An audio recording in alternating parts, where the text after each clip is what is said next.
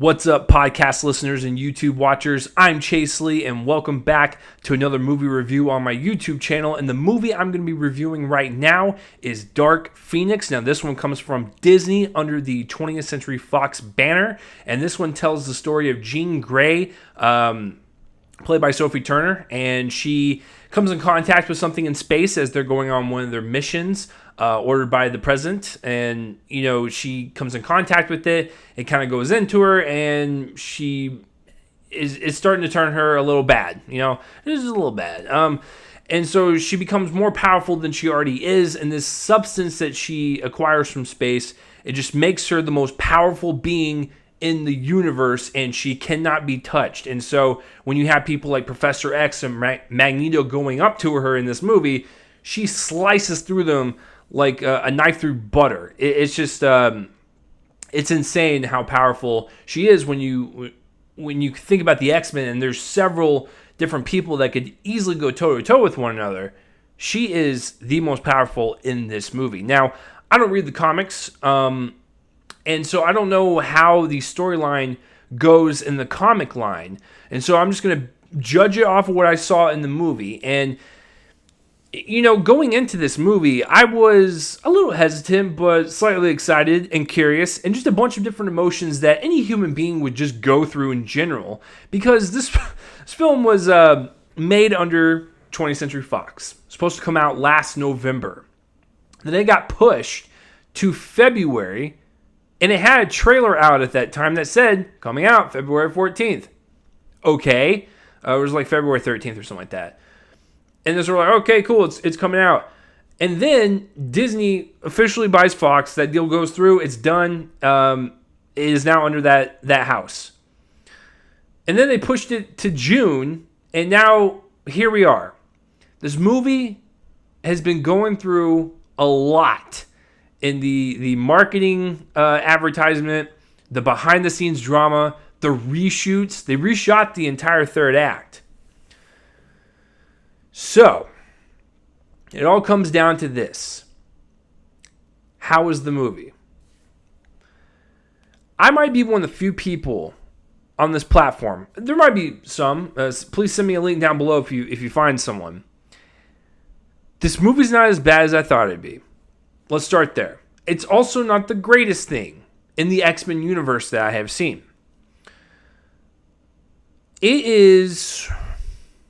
It's in that weird place where it's fine for most of it while also having some flourishes of good stuff in there. So it's kind of a mixed bag, and I might swing my grade upward. Let me just talk myself out of it. You guys are my therapist. So let me air out all this stuff to you, and let's see where I end up at the end of this review. So this film is written and directed by Simon Kinberg. Now, this guy is a producer extraordinaire. If you go on his IMDb page, this guy has produced a lot of stuff, written a lot of stuff. This is his first directorial movie, so he's very prolific. But what's funny is that he's only been a part of the X-Men franchise since X-Men First Class. He wasn't a part of, every single movie before that. So every X-Men film from First Class up until now, and that includes the Deadpool movies and even Logan, he's produced. He's been a part of this universe for a very, very, very long time. Him tackling this as his first directorial debut did give me some hesitancies, because I was like, I appreciate your passion and your drive to produce these movies, make these movies, and give the world more X-Men films. But you never directed a movie in your life. So I didn't really know how this was going to go. He also wrote it, so taking on double duty, co-produced it as well. I mean, this guy had a lot on his shoulders. Especially with all the drama that happened and the reshoots and everything, I was just like, how is he going to do this? The director has two roles. One, you get the best performances out of your actors as you can, given whatever the context of the scene is. And then two is to have a coherent story and propel that narrative from point A to point B, and making sure it's a good line of execution. I mean, he wrote the thing, so it's like you figure like he would have a good eye for the story. I think the overall execution of the narrative is fine. Believe it or not, the whole like mystery behind the Dark Phoenix power and where it came from and all that stuff, it's kind of underwhelming. It's just kind of like, okay, that's fine. It gets the narrative propelling. It's not anything that's going to be mind-blowing. It's just like, okay, that's how she gets the powers. Here's the backstory behind it. Okay, cool. A lot of the subplot with Jessica Chastain's character, I think a lot of people might be a little iffy on. I was fine with it. It's not anything groundbreaking, and it's not anything that annoyed me. But it's fine. It's whatever. And she plays a huge part into the whole like Dark Phoenix kind of mythos. So the overall story itself with the Dark Phoenix aspect is fine. What I was really impressed with, and this is what all X-Men films have done pretty well for the most part, is rely on the drama aspect and rely on the dialogue and the characters interacting with one another, discussing the problems that they're facing, whether it be discrimination or facing one of their own, like in this case. That's where the meat of this franchise has always been. It's never been about the action sequences. It's never been about the spectacle. It's always been about the human drama, or in this case, the mutant drama. I gotta tell you, that stuff wasn't bad. And it was actually quite good in some parts. Some of the conversations that happened between specific mutants were great. I was riveted. I was enthralled. I was like, this is what we all come to X-Men for. It's different. It's something of a... It's a slow burn, but it's like a palate cleanser for something like an Avengers Endgame or even the upcoming Spider-Man. You want that drama. That's what X-Men's been all about. This movie opens up with a bang in terms of setting the weight and the stakes of a particular character and how they're going to deal with it and how they're going to deal with this kind of aftermath and grow up knowing that they have this damaged past and how are they going to get past this. So the opening scene was great. Like, it was fantastic. And then it delved into, the title sequence. And then we got the movie kicking off. And it's just, all the drama in this was actually okay to pretty good. And so that's where it's kind of interesting, is that the whole subplot with the Dark Phoenix, I didn't really care about. It was whatever. It was serviceable. But all the emotional weight that you have between each X-Men is great. The action scenes and the spectacle, when it does have a spectacle, yeah, they're okay. I actually did like the train sequence at the end. This is where they reshot everything, and this is in the trailers. This is where the train lifts off the tracks. This sequence was kind of cool. You can definitely tell it was a reshoot, and you can definitely tell what they shot in the previous scene versus that scene. The aging on the actors was very apparent, but I can let it slide. Some of the acting was a little whatever, but the overall feeling of the third act and the final blow with all these characters was, good for the most part. So I talked about the spectacle, the drama, and the subplot with Dark Phoenix. To Simon Kinberg's credit, and this is a great way to dive into the acting, is I told you the director has two jobs. Story-wise, he kind of goes in and out. Little bobbing up and down, kind of all over the place in terms of interest, tone, excitement, emotional weight. He gets the job done, but it could have been cleaned up. What Simon Kinberg actually does pretty well is the acting. Maybe excluding some dialogue scenes in the third act with the train, I'll excuse it, whatever. Because most of the movie is actually really well acted. This is probably some of the most kind of pathos energy, if you will, from an X-Men film that I've seen in a very long time. And that's excluding Logan and all the Hugh Jackman era films. I'm talking like these pre-era X-Men films. I thought some of the performances were actually really good. Really got a lot of despair, a lot of anger, a lot of sadness. It was so heavy with that every single scene I felt like, oh, this is going to get tiresome. Oh, they're just crying in every scene. It's like, no, each scene had its purpose. Each performance decision by an actor and Simon Kinberg were great. I really felt for everything that was going on. And I was like, okay, this is getting somewhere. And so I thought every single performer, yes, even to Jennifer Lawrence's credit, it's not awful. X-Men Apocalypse, that's a whole different story. But she's fine to good in this. Once again, it's like it's in that weird gray area between like it's just a fine movie versus like it's a good / solid movie. And so that's where I'm kind of, it's very hard to kind of pinpoint each individual category for this movie. But I thought everyone, including Sophie Turner, the best she's ever done, and she was only in one other movie. In X-Men Apocalypse, they were fine, but she really found her footing with this one. Ty Sheridan was also good. Cody Smith-McPhee. Alexandra Shipp, she wasn't in it that much as Storm. Good overall. Nicholas Hoult, great as Beast.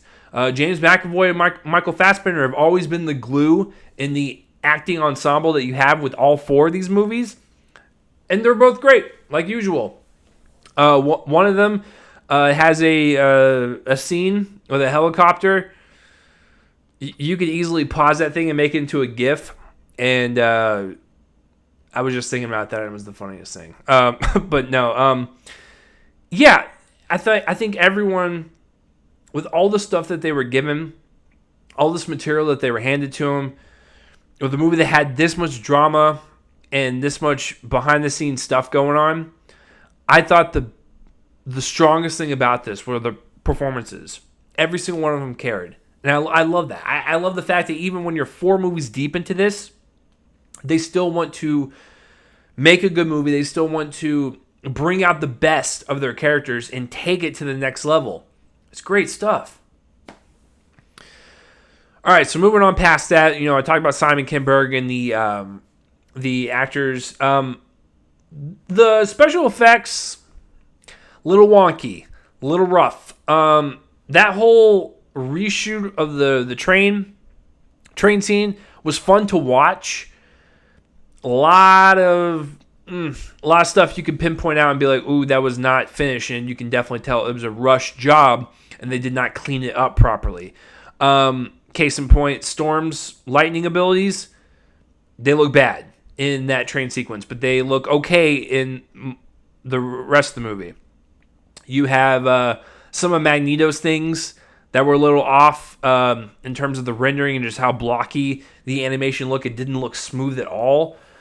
So some of the special effects in that whole reshot third act structure, bit unclean, bit uneven, but everything else was pretty well done. I love the effects on Sophie Turner's face with the little individual orange cracks. That was cool. It looked like it was a part of her skin, and the texture on that was like really great. The scene with like them in this kind of like neighborhood was pretty well done. So I think they had the unfortunate thing of reshooting this third act and kind of, I don't want to say rush, because I know special effects artists work hard. It's just when the studio says like, oh, we got to redo this, it's like you put so much pressure on them, and sometimes they don't even get paid overtime to do these effects, and they did to the best of their ability, but it just kind of all over the place. So once again, last thing before I get into like the fun little bit, before I get my grade, the music is fantastic. That might be the other strongest component about this film is Hans Zimmer's score to this. It's great stuff.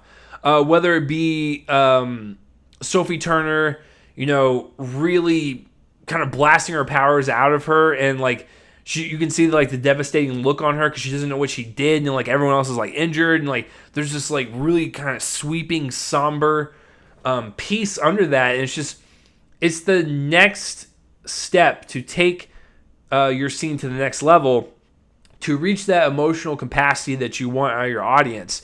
And I thought Hans Zimmer his score was great.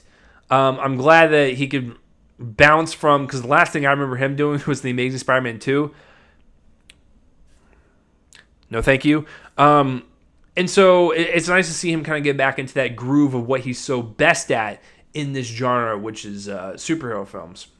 But since it's a very drama-heavy movie, a lot of kind of more somber, more epic pieces, and it fit the film quite well. So the acting and the music, by far the best things.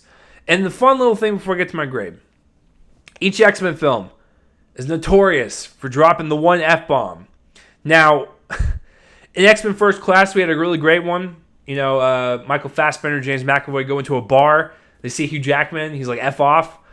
I don't remember the other ones from Apocalypse or Days of Future Past, but I do remember some of the ones from the other X-Men films. They're notorious for doing it. It's the one F-bomb. It's what X-Men always has. It's always some great line that you want to deliver and make that F-bomb just punch through and let the audience just be like, yeah, like, you know, because it's usually like, you know, we got to go get this F in person or whatever. So you rally up, you get people excited.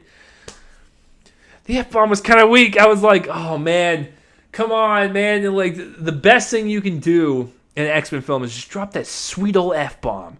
Like in First Class, it was meant for humor. It's just, they could have been more creative with it. It doesn't affect my grade. It's just a fun thing to talk about. So, I've told you all of this. It's an entertaining watch. It's also it's a slow burn type of a watch. When it picks up, it picks up. It's got some really great action sequences, even if some of the stuff is unfinished, whether it be from the reshoots or the effects. But then on the same coin, with that entertainment value, you have these really good performances that carry the movie, and that's what X-Men's been all about. And so I'm kind of debating on a C+ or a B-. I think I'm going to go against the grain. I'm going to give it a B-, and I'm going to stand by it. Is it my favorite one out of the four? No. That probably would go to Days of Future Past. Is it even my second favorite? Probably not. But I still think for something that kind of ends this era, it ties a nice little bow at the end, and you're off about your day. You're just like, I'm okay. I saw it. It's done. I can go home. It's a solid ending. It's not anything great. But I do think from what people are going to be projecting as a bad film, it's far from that. So I will stick with a B-. I'm probably one of the few people that will rate it a positive review. I walked out of this movie going, I don't think a lot of people are going to like this movie. And I could be wrong. I need to find more reviews on it. But as of right now, I will stick with a B-. I think it is worth your time. Maybe not full price, maybe a matinee, but definitely give it a shot if you're an X-Men fan, and let me know down below what you thought of it. Because people could just be like, you're blind, I saw a terrible movie, or I saw a great movie. Let me know down below. And that will do it for this review, guys. I'm Chase Lee, and tune in next time for whatever I review next. I will see you guys later.